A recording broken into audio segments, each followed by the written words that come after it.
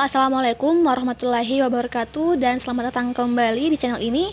Hari ini kita akan kembali belajar dan masih pada materi TWK atau tes wawasan kebangsaan.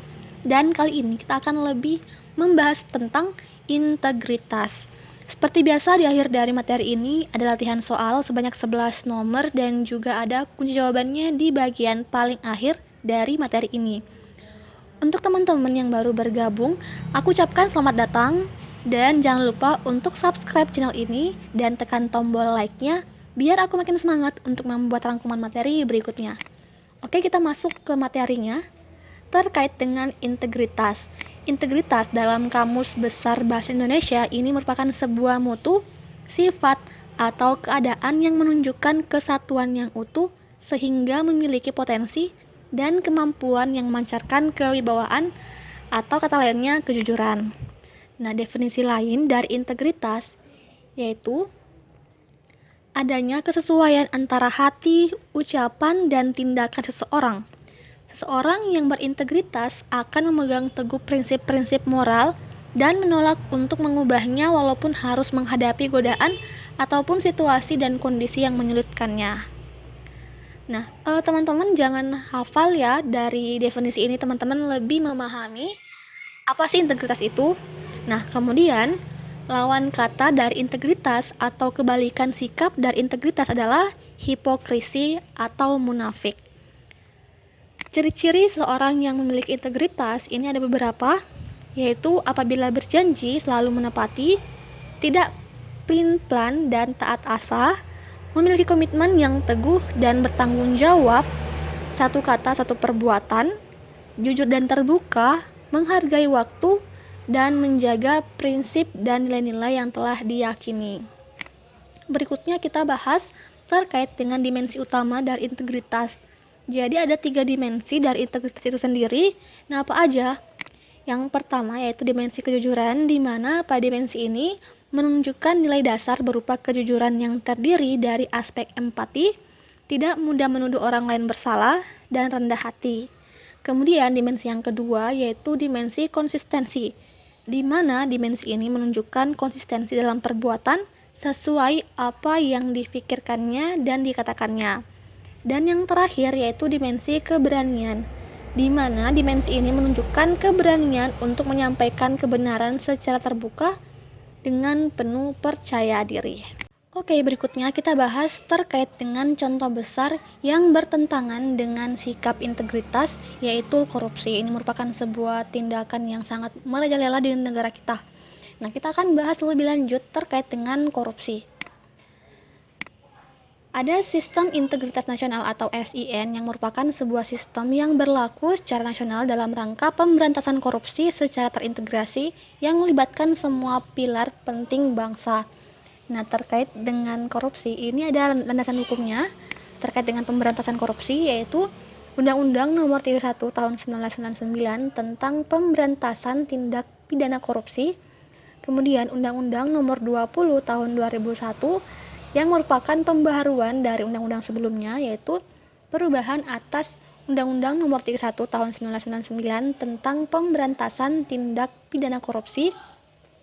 Kemudian undang-undang ketiga yaitu Undang-Undang Nomor 28 Tahun 1999 tentang penyelenggaraan negara yang bersih dan bebas dari korupsi, kolusi, dan nepotisme. Dan yang terakhir Undang-Undang Nomor 30 Tahun 2002 tentang Komisi Pemberantasan Tindak Pidana Korupsi. Ini merupakan undang-undang yang menjadi landasan terbentuknya KPK. Nah, kita bahas lebih lanjut terkait dengan KPK. Dalam menjalankan tugas dan kewenangannya, KPK berasaskan kepada ada 5, yaitu kepastian hukum, keterbukaan, akuntabilitas, kepentingan umum, dan proporsionalitas. Nah, adapun tugas dari KPK yaitu yang pertama, koordinasi dengan instansi yang berwenang melakukan pemberantasan tindak pidana korupsi, kemudian supervisi terhadap instansi yang berwenang melakukan pemberantasan tindak pidana korupsi, berikutnya melakukan penyelidikan dan penuntutan terhadap tindak pidana korupsi, dan melakukan tindakan-tindakan pencegahan tindak pidana korupsi, dan yang terakhir melakukan monitor terhadap penyelenggaraan pemerintahan negara. Nah, Berikutnya yaitu kewenangan dari KPK. Apa aja? Yaitu yang pertama, mengkoordinasikan penyelidikan dan penuntutan tindak pidana korupsi, kemudian menetapkan sistem pelaporan dalam kegiatan pemberantasan tindak pidana korupsi, kemudian meminta informasi tentang kegiatan pemberantasan tindak pidana korupsi kepada instansi yang terkait, dengar pendapat atau pertemuan dengan instansi yang berwenang melakukan pemberantasan tindak pidana korupsi, dan yang terakhir, meminta laporan instansi terkait mengenai pencegahan tindak pidana korupsi. Sedikit lagi materinya, kita masuk ke slide yang terakhir, yaitu 9 nilai dari anti korupsi. Nah, apa aja? Yang pertama, jujur, yaitu sikap lurus hati dan tidak berbohong atau curang. Kemudian, peduli, yaitu mengindahkan, memperhatikan, dan menghiraukan orang lain. Nilai yang ketiga yaitu mandiri, tidak bergantung pada orang lain. Yang keempat, disiplin, yaitu taat terhadap peraturan, baik yang tertulis maupun tidak tertulis. Tanggung jawab, yaitu siap menanggung akibat dari perbuatan yang dilakukan. Yang keenam, kerja keras, yaitu gigih dan fokus dalam melakukan sesuatu, tidak asal-asalan. Berikutnya sederhana, yaitu bersahaja, tidak berlebih-lebihan. Berani, mantap hati dan percaya diri, tidak gentar menghadapi masalah. Dan yang terakhir, adil, yaitu berlaku sepatutnya dan tidak sewenang-wenang. Oke, itu aja materi kali ini. Tidak banyak, karena kalau untuk integritas ini lebih ke penalaran dari nilai-nilai integritas itu sendiri. Dan kita masuk ke sesi latihan soal, ada 11 nomor, silahkan teman-teman jawab, dan kuncinya ada di bagian paling akhir. Oke, selamat mengerjakan, dadah.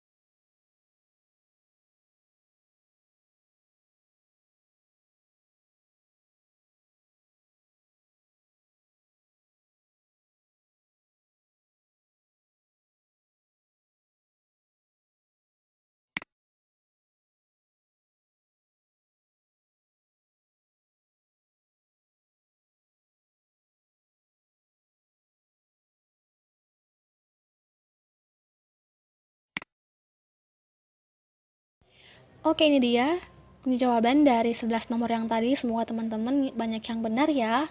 Dan cukup sekian untuk materi kita kali ini, semoga bermanfaat dan sampai jumpa di video berikutnya.